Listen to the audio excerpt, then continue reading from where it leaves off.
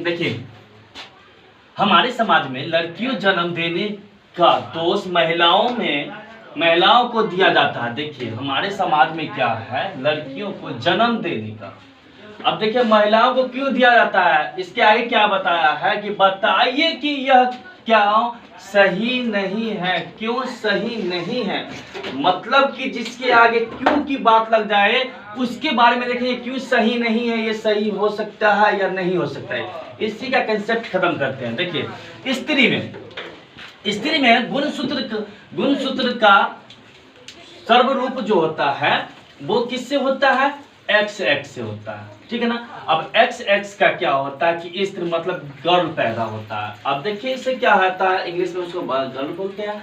उसके बाद तथा पुरुष में जो है XY होता है, इसको बोलते हैं बॉय होता है। अंडाणु द्वारा उत्पत्ति सभी अनुगित युग्मक में X लिंग गुणसूत्र होता है, ठीक है। सबसे पहले युग्मक को जोड़कर जब एक्टिव एक दूसरे में हो जाता है तो उसको या युग्मनज भी कहा जाता है, युग्मनज कहते हैं।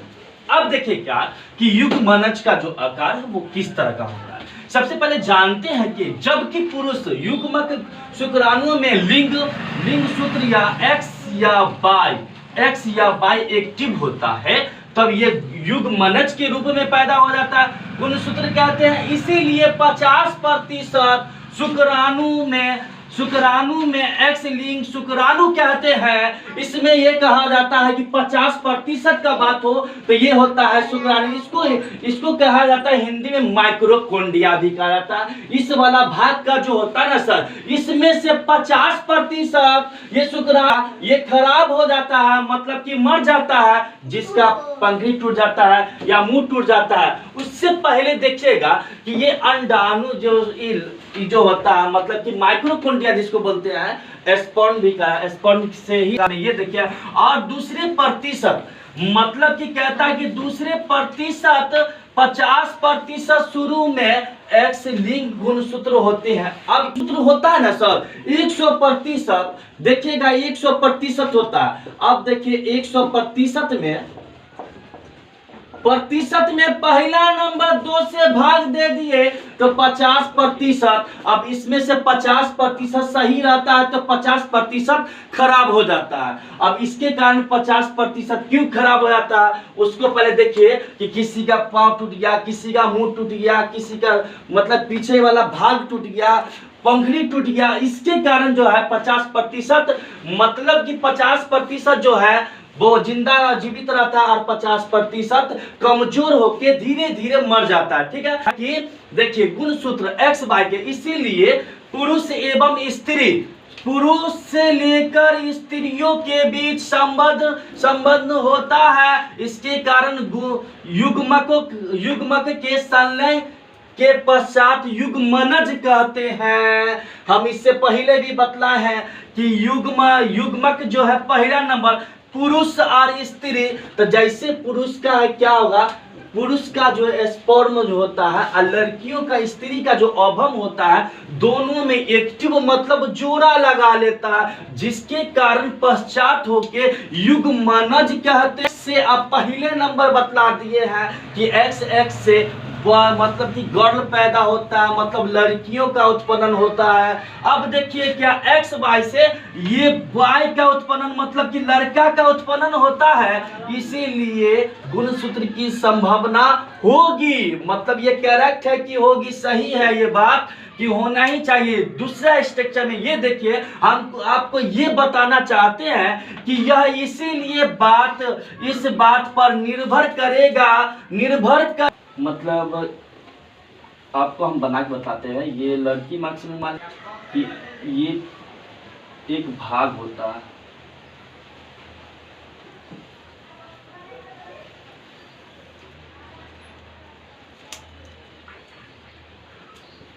ये कगार वाला भाग,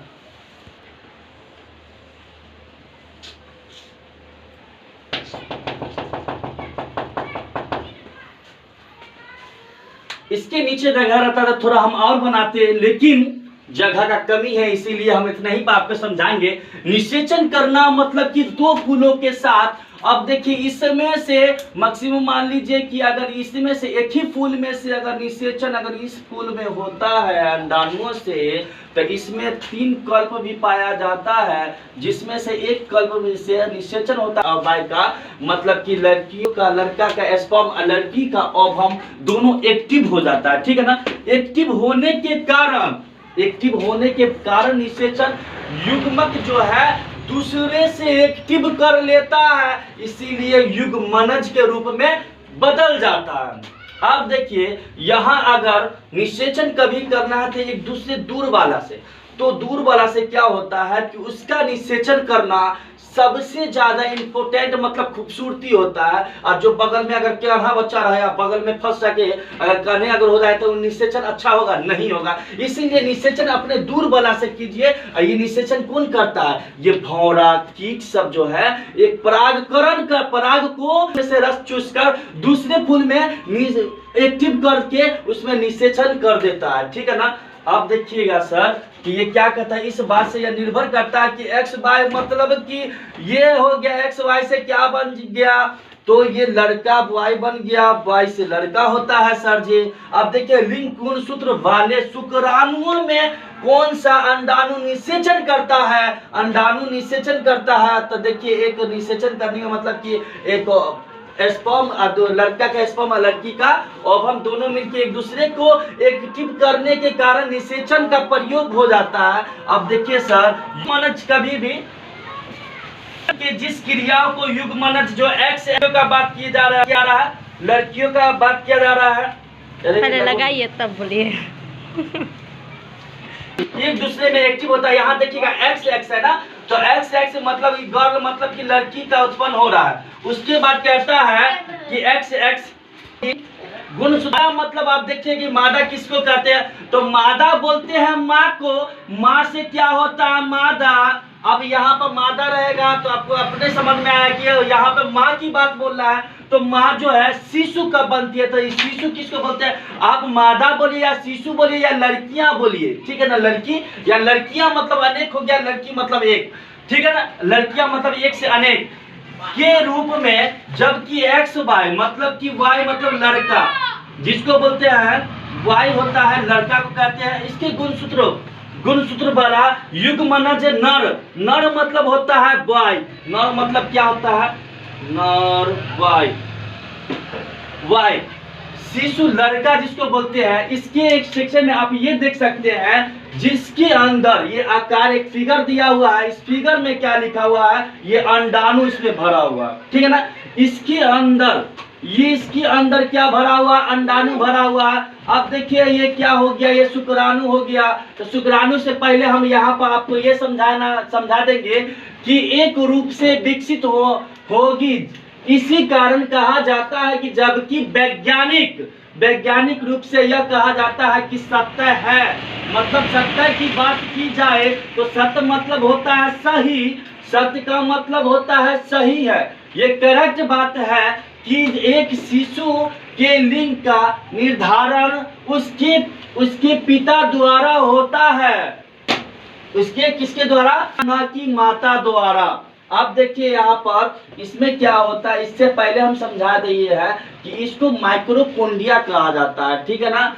तो इसमें का जो शुक्राणु का जो है ये धीरे धीरे एक्टिव किस में होता है? अंडाणु में होता है। अब हम के अंदर आ जाता है अंडाणु में, जिसको बोलते हैं। अब देखिए क्या है, जोनी पेस, ये वाला भाग को इसके बाजू वाला ना, इससे पहले वाला जो रेड कलर का आपको दिखाई देता होगा, आप गौर से देखिएगा। जॉन, अब जॉन से क्या बनता है सर? योनि का है, ठीक है ना, कि अंडाणु।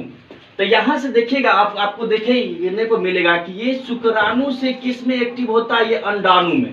शुक्राणु से किस में एक्टिव होता है? अंडाणु में। अब ये अक्षीय जल्दी शिकायत मतलब कोरोना जिसको बोलते हैं, पहले ही जमाना में मतलब हैजा के नाम से जाना जाता था। अब लोग तनी पढ़े लिखे हो गए हैं, इसीलिए इसी नाम को कोरोना दे दिया गया, ठीक है ना, जिसको बोलते हैं कोविड-19। इसका आकार है रेडिएटा, रेडिएटा क्या भाग है, इसके जो पॉइंट में मतलब जो नीचे शीर्ष जो झुका हुआ है, शीर्ष से घिरा हुआ है, इसको बोलते हैं रेडिएट। ये वाला जो भाग है, नीचे वाला, निचली वाली भाग जो है, उसको क्या कहा जाता है, देखिए पेरिथिक अवकाश मतलब होता है क्या कि दोनों को एक ही जन्म देने का काम कौन करता है, वो लड़कियों काम करती है, ठीक है ना, वो लड़का नहीं, ठीक है। इसके बाद ये कहा गया है कि इसका जो आकार मतलब कि इसके अंदर जो है अब शुक्राणु जो है, इसमें शुक्राणु दिया जाता है, जिसके कारण अंडाणु के बाद शुक्राणु से अंडाणु जो जुड़ा हुआ है तो वो निषेचन करता है, युग्मनज कहते हैं उसको, ठीक है, ओके।